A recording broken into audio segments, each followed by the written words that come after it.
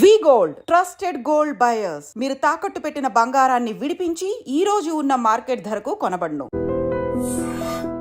అన్నదమ్ముల మధ్య ఇలాంటి తగాదాలు వచ్చినప్పుడు ఏం చేయాలి, ఎలా దాన్ని అర్థం చేసుకోవాలి? కుటుంబ పెద్ద ఖచ్చితంగా పిల్లలందరి పట్ల సమాన దృష్టి ఉండాలి. ఇలా ఉండకపోవటం వల్ల ఏం జరుగుతుంది అంటే వాళ్ళు ఈర్ష్య ద్వేషాలతోటి రగిలిపోయి యాంటీ సోషల్ పర్సనాలిటీస్గా తయారైపోతారు. మంచు మనోజ్ లేవనెత్తిన చాలా కీలకమైన ప్రశ్న. భక్త కన్నప్ప సినిమాకి 200 కోట్లు పెట్టుబడి ఎక్కడి నుంచి తీసుకొచ్చారు అని ప్రశ్నిస్తున్నారు. విష్ణు యొక్క మేనేజరు, విద్యా సంస్థల CEO వాళ్ళిద్దరూ ఇచ్చిన విలువ కొడుకు ఇవ్వకపోతే ఎట్లా? అదే కదా, చిన్న కొడుకు నిర్ణయాల మీదో చిన్న కొడుకు వల్ల వచ్చిన మనస్పర్ధల వల్ల ఆయన మనసు ఎక్కడో విరిగిపోయింది. తల్లికి తండ్రికి ఇద్దరికి. పిల్లల్ని మనం కాకపోతే ఎవరు అర్థం చేసుకుంటారు?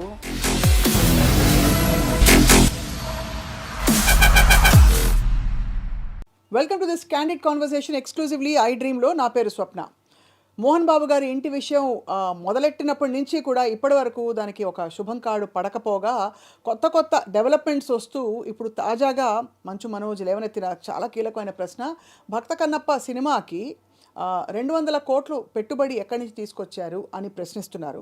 అంటే దీన్ని బట్టి పబ్లిక్గా ఆయన ప్రశ్నిస్తున్న తీరు చూస్తుంటే విషయం ఎక్కడా సమసిపోకపోగా ఇంకా జటిలం అవుతోంది సమస్య అని అర్థమవుతుంది. మరి ఏమిటి పరిష్కారం? ఇటువంటి అన్నదమ్ముల మధ్య ఇలాంటి తగాదాలు వచ్చినప్పుడు ఏం చేయాలి, ఎలా దాన్ని అర్థం చేసుకోవాలి?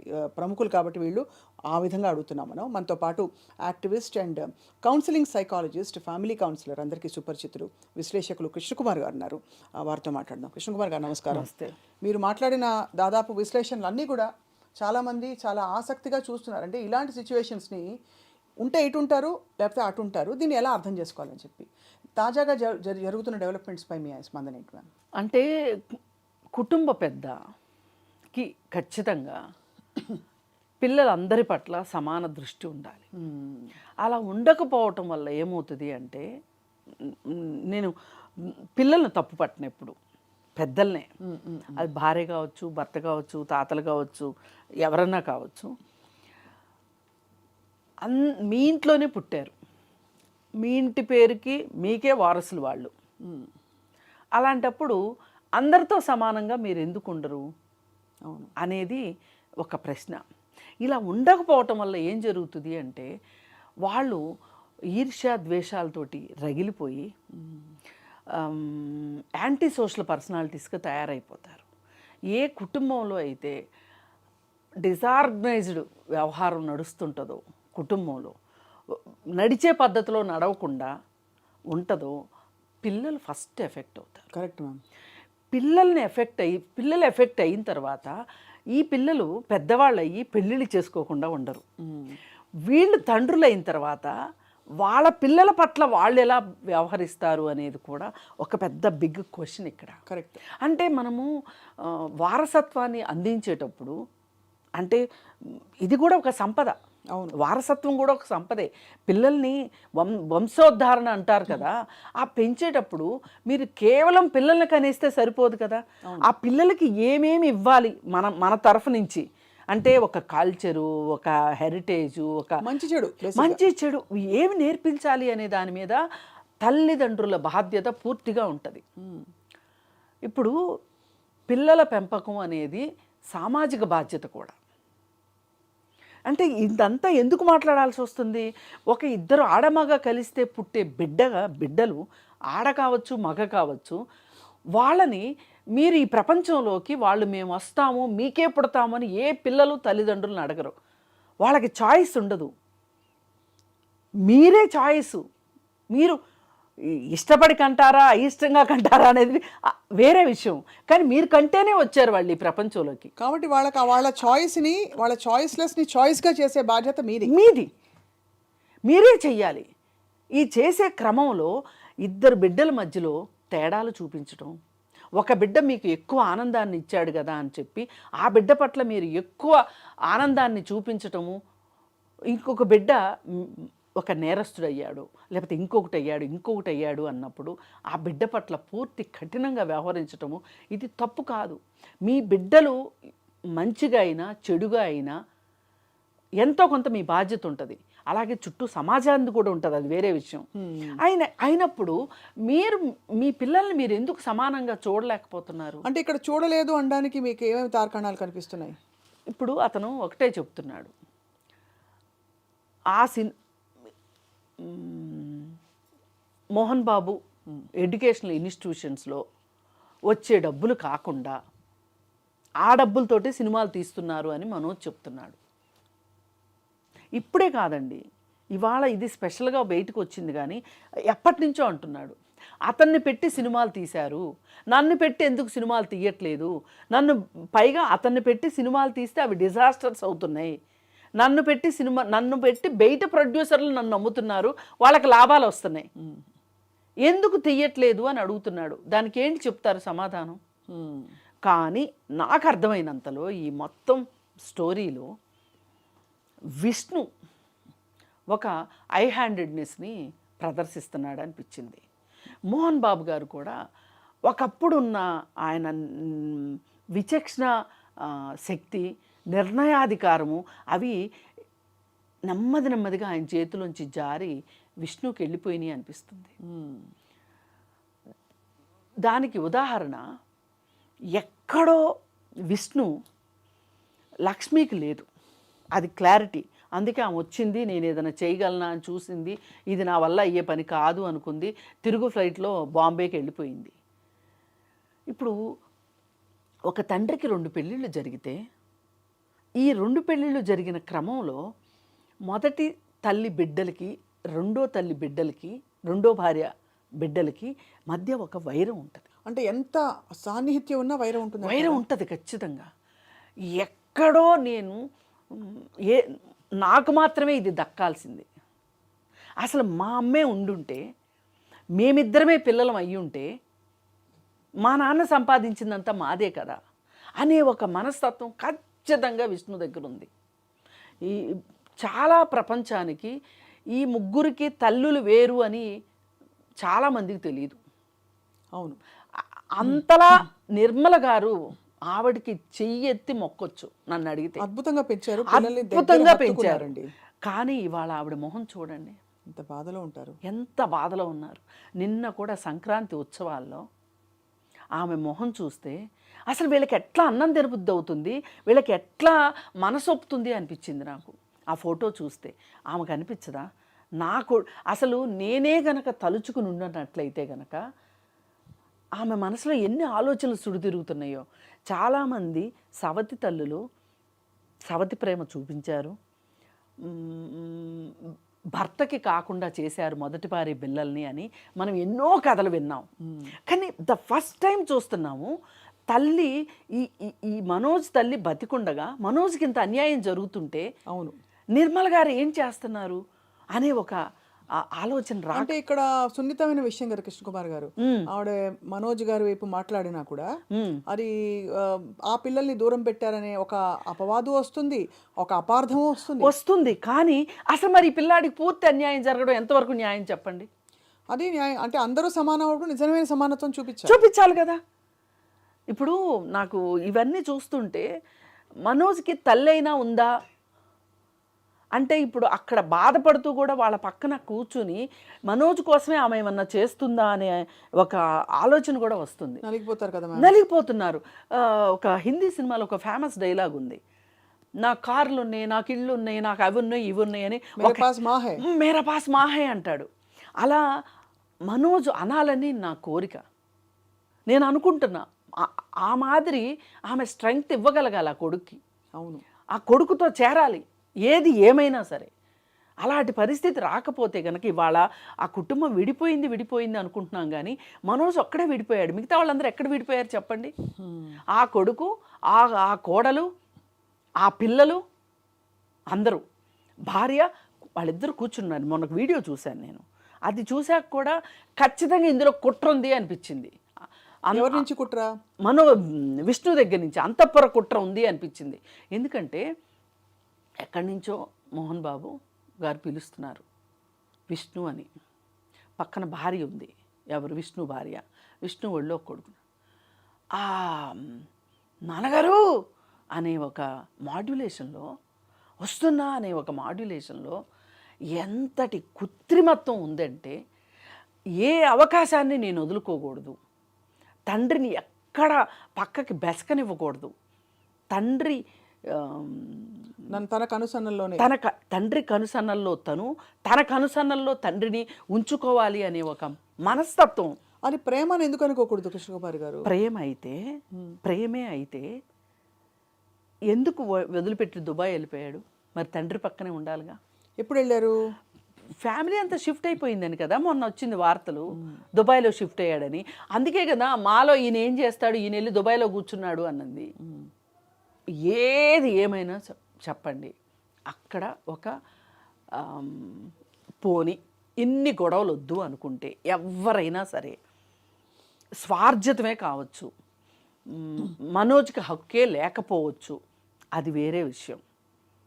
మన చట్టం ప్రకారం ఆయన ఎవరికైనా పెట్టచ్చు. మీరు నేను నచ్చితే మనకు కూడా పెట్టచ్చు, క్వశ్చన్ చేయటానికి లేదు, నేను కాదనను.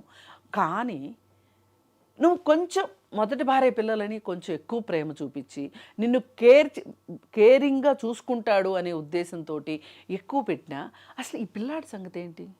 నీకే కదా పుట్టాడు. అవును. పైగా ఆ బిడ్డని కన్నా తల్లి ఆ పిల్లల్ని కూడా బాగా చూసుకుంది కదా. అవును. అందుకోసమైనా నువ్వు చూడొచ్చు కదా. ఇప్పుడు చాలామంది ఆస్తి పంపకాలు జరిగేటప్పుడు ఏం చేస్తారు అంటే తల్లి తండ్రి ఒక భాగం పెట్టుకుని పిల్లలకి ఇస్తారు. ఇచ్చి మమ్మల్ని ఎవరు బాగా చూస్తే వాళ్ళకి ఆ వాటా అని చెప్తారు. అందుకని పిల్లలు ఏం చేస్తారంటే చాలా తెలివిగా సగం సగం చూసుకుంటాము, సగం సగం ఆస్తి కావాలి అని అడుగుతారు. కానీ కొన్ని సందర్భాల్లో కొడుకు చూసేవాడైనా కోడలు చూడకపోవచ్చు, కోడలు చూసేదైనా కొడుకు కోపిస్తయ్యి అక్కడ ఉండలేని పరిస్థితులు ఉంటాయి తల్లిదండ్రులకి. అలాంటప్పుడు వాళ్ళ ఛాయిస్ వాళ్ళకి ఎక్కడ అనుకూలంగా అయితే అక్కడ ఉండే ఛాయిస్ ఉంది. ఈ మధ్యకాలంలో తల్లిదండ్రుల పట్ల చాలా నిర్దయగా ప్రవర్తిస్తున్న పిల్లల వల్ల చట్టం కూడా ఒకటి వచ్చింది. అవును. ఆ చట్టం ప్రకారం మీరు గిఫ్ట్ డీడ్ చేసినప్పటికీ కూడా పిల్లలకి మీకు ఆ హక్కు ఉంటుంది. మీరు బతుకున్నంత కాలం మీరు వెళ్ళి ఆ గిఫ్ట్ డీడ్ క్యాన్సిల్ చేయించే హక్కు కూడా ఉంటుంది. అవును. అలా జరిగిన సందర్భాలు ఉన్నాయి. అందుకని అంటే ఇదంతా ఎందుకు పెట్టారు?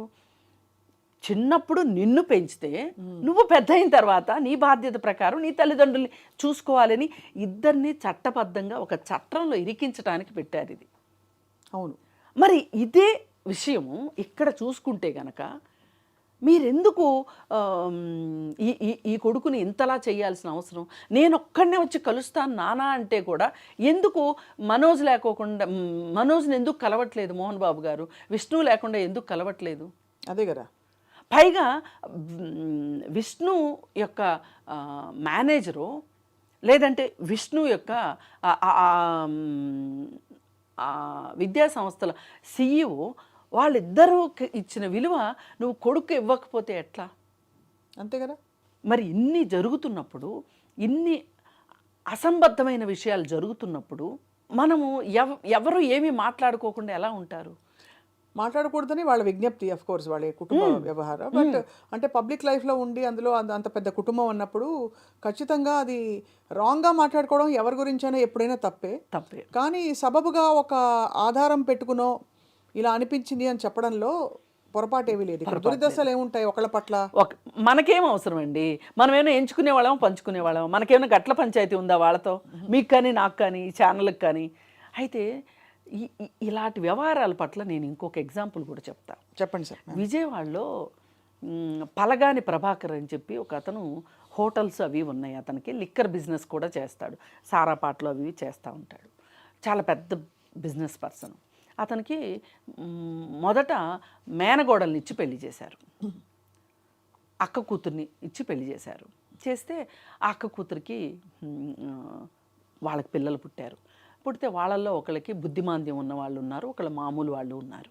ఆ తర్వాత అతను ఇంకొక ఆమె మందాకి ఏదో ఉంది పేరు, నర్మదా అనుకుంటా, నర్మదా అనే ఆవిడ్ని ఆయన పెళ్లి చేసుకున్నారు. పెళ్లి చేసుకుంటే మళ్ళీ తనకి 2 పిల్లలు పుట్టారు. ఈ 2 పిల్లల్ని ఎలాగ చూస్తున్నారంటే అలాగ చూస్తున్నారు. ఆ పాప బర్త్డేని మామూలుగా సెలబ్రేషన్స్ చేయించట్లేదు. గోటి దగ్గర నుంచి జుట్టు వరకు బంగారం చేయించి అసలు ఆ అమ్మాయిని ఒక యువరాణిలాగా పెంచుతున్నారు.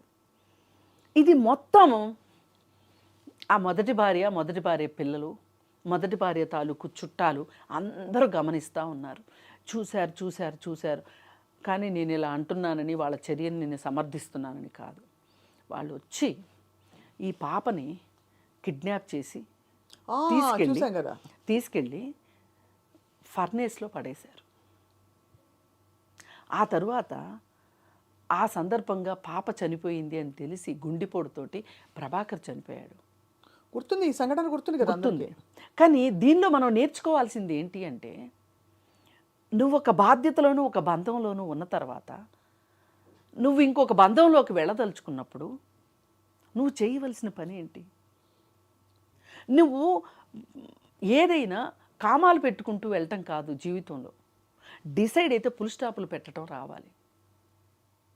ఆ భార్యకి ఇవ్వవలసిన వాటా, ఆ పిల్లలకి ఇవ్వవలసిన వాటా ఇచ్చేసిన తర్వాత నువ్వు ఇంకొక పెళ్లి చేసుకొని ఇంకొక పిల్లల్ని కని వాళ్ళని నువ్వేమన్నా చేసుకో. కానీ మీరు అన్నది రైటే మ్యామ్, బాగుంది. ఇక్కడ అలా జరగట్లే కదా, రివర్స్లో జరుగుతుంది కదా.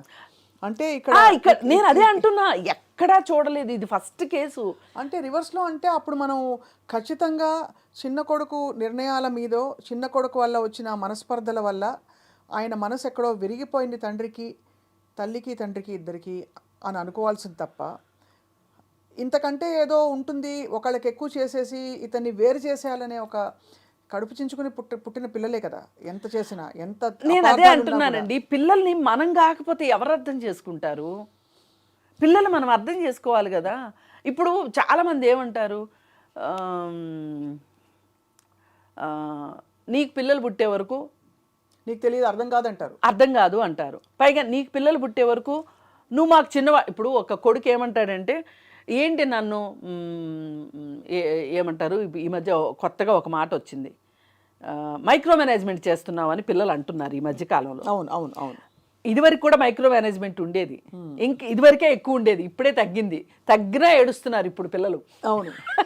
అయితే ఆ మైక్రో మేనేజ్మెంట్ చేస్తున్నప్పుడు ఏంటిది, నేను ఇంకా చిన్నపిల్లాడినా అంటే, నీకొకరు పుట్టే వరకు నువ్వు మాకు చిన్నపిల్లలవే అనేవాళ్ళు తల్లిదండ్రులు. అవును. మరి నన్ను అడుగుతాను, చచ్చే వరకు కూడా ప్రేమలు ఎందుకు చావాలి? ఉండకూడదు, అసలు చావాల్సిన అవసరం లేదు. ఇక్కడంతా వచ్చిందంతా ఫిట్టింగ్ ఏమిటి, ఆస్తి, అంతే కదా మ్యామ్. ప్రేమ అందరికీ ఉంటుంది, మీరు అన్నట్టు రైటే. ఆ ప్రేమ ప్రకటించడంలో ఆస్తి ఒకటి, ఆస్తి పంపకాలు, రెండోది ఇచ్చే విలువ, ఇంపార్టెన్స్, అది కూడా అడ్డుపడి. అతను ఏమన్నాడు పోయినసారి, ఇది డబ్బు కోసం జరిగే పోరాటం కాదు, ఆత్మగౌరవ పోరాటం, నేను ఆత్మగౌరవం కోసం పోరాటం చేస్తున్నానని మనోజ్ అన్నాడు. పోనీ అండి, నేనేమంటానంటే, అంతా మంచి చేసినా సరే మనోజ్దే తప్పు అనుకుందాం, కూర్చోబెట్టి మాట్లాడడానికి అవకాశం ఉండదా? మాట్లాడారేమో ఆల్రెడీ, అలా జరిగి ఉండకపోయి ఉంటుందంటారా? అంటే వీళ్ళు అలాంటి ప్రయత్నాలు చేస్తే వీళ్ళు చెప్పుకోకుండా ఉంటారా? డబ్బాలు కొట్టుకోకుండా ఉంటారా? అవును, డబ్బాలు కొట్టుకోకుండా ఉంటారా? అతను విష్ణు ఎందుకు అసలు తమ్ముడితోటి అంతలా తగాద పడాల్సిన అవసరం ఏం కనిపిస్తుంది? బయట వాళ్ళకి అంత ఇంపార్టెన్స్ ఇచ్చి చేయవలసిన అవసరం ఏమొస్తుంది అనేది ఆలోచిస్తే మనకి, మొన్న ఆ సంక్రాంతి సంబరాల దగ్గర ఆ తల్లి విషణ్ణ వదనం చూస్తే గనక కనీసంలో కనీసం విష్ణు నన్ను ఇంత పెంచింది కదా, ఈ అమ్మకి నేను సంతోషాన్ని ఇవ్వాలి అంటే కనుక, నా తల్లి కాకపోయినా నన్ను పెంచింది అన్నప్పుడు ఈ తల్లికి సంతోషాన్ని ఇవ్వాలి అనుకున్నప్పుడు ఈ తల్లి సంతోషం ఎక్కడుంది అనేది చూడాల్సిన అవసరం ఉందా లేదా? ఖచ్చితంగా. ఇక్కడ ఎందుకు మిస్ అవుతున్నారు? తను కూడా నలుగురు పిల్లల తండ్రి అయ్యాడు ఈరోజు. అవును, ఉన్నప్పుడు తెలియాలి అందరికీ సమానత్వం అనే ఒక బాధ్యతతో. బహుశా సరే, మనం అంటే ఈ విషయంలో ఎవరు పెద్దరికం వహించి ముందుకొచ్చి దీన్ని ఇలా పరిష్కరిద్దామని ఎవరు చెప్పాలంటారు? మనోజ్ చెప్పాలంటారా, విష్ణు చెప్పాలంటారా, లేక మోహన్ బాబు గారు పరిష్కరించే దిశగా? మోహన్ బాబు గారు, నిర్మలా గారు కూర్చుని వాళ్ళిద్దరూ మాట్లాడుకుని వాళ్ళు విష్ణు పైన అయినా సరే, మనోజ్ పైన అయినా సరే, లక్ష్మి సహాయంతో, ఇప్పుడు పోయినసారి లక్ష్మి ఆ పెళ్లి జరగటానికి లక్ష్మి కారణం ఒక రకంగా, చాలా పెద్దరికం వహించి ఆ పెళ్లి చేసింది. మరి పెళ్లి చేసినప్పుడు ఇప్పుడు లక్ష్మి తల్లి తండ్రి ముగ్గురు ఒక మాట మీద కూర్చొని, ఎందుకంటే కూతురు మాట వింటాడు మోహన్ బాబు, ఒక చోట కూర్చొని ఈ విషయాలు మొత్తంగా పరిష్కారం అయిపోతాయి. రేపు మళ్ళీ మళ్ళీ మొహాలు చూసుకుంటారు చూసుకోరు అనేది తర్వాత విషయం. ప్రస్తుతానికి దీనికి ఒక ఇంటర్వెల్ కనుక ఇవ్వకపోతే ఒక రకంగా సినిమా వాళ్ళు, మామూలు వాళ్ళు ఎవరైనా సరే ఎందుకు వీళ్ళు ఇట్లా ఇంత డబ్బులు ఎందుకు సంపాదిస్తున్నారు, మనశ్శాంతి లేని అదంటారు మనశ్శాంతి లేని జీవితాలు ఏంటి అని ఒక ప్రశ్న తలెత్తక మాందు. ఇప్పుడు మనం సమాజంలో కొంతమంది ఎలా ఉండాలో నేర్పిస్తారు. సేవ ఎలా చేయాలో మదర్ తెరిసా నేర్పించింది, టాటా నేర్పించారు. అలాగే కుటుంబ కలహాలు వచ్చినప్పుడు పరిష్కారం చేసుకోవటానికి అలా ఎవరో ఒకళ్ళతోటి, ఇప్పుడు మోహన్ బాబు గారిది కూడా ఏమి తక్కువ సర్కిల్ కాదండి, చాలా పెద్ద సర్కిల్. ఆయన చాలా గౌరవనీయులు, చాలా కష్టపడి పెద్ద, పైకి వచ్చారు. చాలా పెద్ద హోస్ట్ ఆయన ఒక రకంగా. ఈయన ఉన్నారు కదా రజనీకాంత్ గారు, అవును, వాళ్ళిద్దరూ చాలా క్లోజు. అవును, మరి ఏ ఇంట్లోనూ జరగని విషయాలు ఈ ఇంట్లోనే ఎందుకు జరుగుతున్నాయి అనేది కూడా ఆలోచించాల్సిన విషయం ఉంది. ఖచ్చితంగా మంచి చెడు చెప్పుకుని ఉంటారు కదండి ఫ్రెండ్స్కి వాళ్ళకి. అంటే ఇది మీడియాలో వచ్చిన విషయం, ఇది మీడియాలో కొత్తగా రావాలని లేదు, ప్రతిదీ మీడియాలో రావాలని లేదు, కానీ ఇంత దూరం ఎవరో తెచ్చుకోరు. ఇప్పుడు ఎన్టీఆర్ ఉన్నారండి, అంతమంది పిల్లలు, ఎక్కడా వివాదం లేదు. ఇప్పుడు నాగేశ్వరరావు ఉన్నారు, వీళ్ళందరూ కూడా స్వార్జితమే కదా, వివాదాలు లేకుండా వాళ్ళు పరిష్కరించుకున్నారు, పరిష్కారం చేసుకున్నారు. ఇప్పుడు బాగా పైకి వచ్చిన వ్యక్తులు ఎవరైనా స్వార్జితమేనండి, ఎవరిదైనా. ఎవరో ఇప్పుడు సైఫ్ అలీ ఖాన్ లాంటి వాళ్ళకి వాళ్ళ సంస్థానాల నుంచి డబ్బులు వచ్చినాయి తప్పితే ఎప్పటి నుంచో మామూలు వాళ్ళందరూ కష్టపడితేనే కదా. అవును, అంతే కదా మ్యామ్. మహా ఇస్తే తల్లిదండ్రులు ఎన్ని ఇస్తారు, ఒక 4-5 ఎకరాలు పొలం ఇస్తారు, లేదంటే ఒక చిన్న ఇండస్ట్రీ ఇస్తారు, లేదంటే ఒక చిన్న స్కూల్ ఇస్తారు, అది ఇది కదంటే అమీర్పేటలో ఒక చిన్న షాప్ ఇస్తారు. అంతేగాని పెద్ద పెద్ద అయితే చేయలేరు కదా ఎవరైనా. అవును, 4 పిల్లలు ఉంటే ఒక్కొక్కరికి 7 మంది పిల్లలు ఉండేవాళ్ళండి ఇదివరకు. 7 మంది పిల్లలకి పంచేవాళ్ళు. అవును, ఇప్పుడు ఇక్కడ ఉన్నది ఇంత చేసి 3 పిల్లలు, వాళ్ళలో ఒకళ్ళ పాపం బరిలో లేనే లేదు, లేరు, లక్ష్మి బరిలో లేదు. కానీ అదే చాలా అన్ఫార్చునేట్గా మొదలైంది. ఇప్పుడు ఇది కేవలం ఆస్తుల విషయాల నుంచి ఇప్పుడు పంతాలకు కూడా మారింది. పంతాలు, యుగోస్ వచ్చేసేసినాయి ఇక్కడ. కానీ నేను బాధాకరమైన, వాళ్ళ కుటుంబానికి ఎంత కష్టం అనండి, చాలా కష్టం. ఇప్పుడు నేను ఒకటి చదివానండి, ఏంటంటే ఒక సూక్తి, ప్రపంచంలో పరిష్కారం చెయ్యలేని సమస్య అంటూ ఉండదు, కానీ దానికి కావాల్సింది ఏంటంటే అహంకారం, ఈర్ష్య, పగ, ద్వేషము, స్వార్థము అన్నీ వదిలేయాలి. ఇవన్నీ తీసేస్తే ఇప్పుడు ఇక్కడ ఇవన్నీ ఉన్నాయి ఇక్కడ. వీటిని వదులుకుంటే సమస్య పరిష్కారం కాదా? ఎందుకు వదులుకోలేకపోతున్నారు? నేను గ్రేటు, నాకు సంపద కావాలి. ఇవాళ ఒక మనిషి నాకేం కావాలి అనే దాని విషయంలో బాగా ఆదిమవాసుల కంటే వెనకబడిపోయారు. ఎందుకంటే డైమండ్స్ ఉంటే ఇంకా డైమండ్స్ కావాలి, కార్లు ఉంటే ఇంకా పెద్ద కార్లు కావాలి, ఇళ్ళుంటే అందులో ఉండేది 36 గదులు ఇళ్ళు, 36 అంతస్తులు ఇళ్ళు, అంతే కదా. పెళ్ళిళ్ళు చేస్తే 10 రోజులు పెళ్ళిళ్ళు. ఈ మధ్యకాలంలో అదానీ గారు పాపం చాలా కష్టపడి 2 ఏళ్ళు చేశాడు పెళ్ళి. ఇప్పుడు మామూలు వాళ్ళు అదానీ అంత పెళ్లి చేయలేకపోవచ్చు, కానీ అదానీకి కింద లైన్లో ఉన్న వాళ్ళు అదానీలాగా చేయాలని అనుకుంటారుగా. అదానీ గారా, అంబానీ గారా? సారీ, అంబానీ, ముఖేష్ అంబానీ గారు 2 ఏళ్ళు చేశాడు పెళ్ళి. పెళ్లి వేడుకలు మొదలైన తర్వాత పెళ్లి కంప్లీట్ అవ్వడానికి 2 ఏళ్ళు పట్టింది. అవును, అంటే కింద వాళ్ళు అసలు అది ఊహించడం అసాధ్యం అనుకోండి. వీళ్ళ పైన ఉన్నోళ్ళ గురించి వీళ్ళు ఆలోచిస్తారు, వాళ్ళ పైన ఉన్నోళ్ళ గురించి వాళ్ళు ఆలోచిస్తారు. ఇట్లా ప్రతి వాళ్ళు పోటీ పోటీ పోటీ. ఎన్ని వందల కోట్లు ఉంది, ఎన్ని వందల వేల కోట్ల ఆస్తులు ఉన్నాయని చెప్పుకునే ఒక జబ్బు ఏదైతే మెదడులో ప్రవేశించిందో వాళ్ళకి అసలు ఈ చుట్టరికాలు, ఈ బంధుత్వాలు, తమ్ముడు అన్న ఏమీ పట్టదు. మొత్తం మీద మీరు అన్నట్టు ఎవరో నడుం బిగించి కుటుంబంలో ఆ సమయం వస్తుందండి. ఎందుకంటే పరిష్కారానికి కూడా ఒక కాల పరిమితి ఉంటుంది. ఆ కాల పరిమితి పూర్తయిన తర్వాతే ఆ పరిష్కారం సహజంగా రావాలి. ఎందుకంటే at the end of the day ఏ సిరులెందుకు ఏ నిధులెందుకు, అందులో మనిషి బ్రతుకు నరకమౌను మనసు తనది కానిది. ఎగ్జాక్ట్లీ. అసలు కాదండి, ఎప్పుడు ఆయన అంత కష్టపడ్డారండి పెద్ద ఆయన. అవును. జీవితాంతం కష్టపడి పిల్లల్ని పెంచి సినిమా ఇండస్ట్రీలో నిలదొక్కుని ప్రొడ్యూస్ చేశారు, యాక్ట్ చేశారు, అన్నీ. ఇప్పుడు ఈ టైంలో ఆయన హాయిగా ఉండవలసిన టైం ఇది. అంటే ఇక్కడ ఇంకొక మ్యాజిక్ కూడా ఉంది. అసలు నేను బతికున్నంత వరకు నేను ఎవరికి ఇవ్వను, మీకు బతకడానికి కాళ్ళు చేతులు ఇచ్చాను, మీ చావు మీరు చావండి, మిమ్మల్ని మీరు నిరూపించుకొని రండి అని ఎవరికి ఇవ్వకపోయి ఉంటే ఈ పేచి కూడా ఉండేది కాదు. ఆయన ఏదో మంచి చేద్దాం అనే దీనిలో ఇలా ఈ విధంగా ఇది పర్సనల్ పంతాలకు వెళ్ళిపోయి ఇలా మళ్ళీ చిన్న కొడుకు ప్రశ్నించేసరికి అది మరింత జటిలమయ్యి ఇలా ఇదైంది. బట్ పరిష్కారం అవుతుందనే కృష్ణకుమార్ గారు మీరు అదే ఆశిస్తారు. ఎందుకంటే మీరు ధర్మం ఒకటే ఉంటుంది. ధర్మం మీ ధర్మం వేరు, నా ధర్మం వేరే ఉండదు. ధర్మం ఎప్పుడు అందరికీ ఒకటే.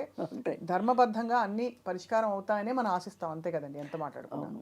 బట్ చాలా చక్కగా చెప్పారు మీరు కొన్ని మౌలిక విషయాలు ఇవాళ పెంపకంలో పిల్లలకి నేర్పించవలసిన విషయాల గురించి, ఇలాంటి జటిలమైన సిచ్యువేషన్స్లో సున్నితంగా ఉండే కొన్ని అంశాలను ఎలా పరిష్కరించాలని.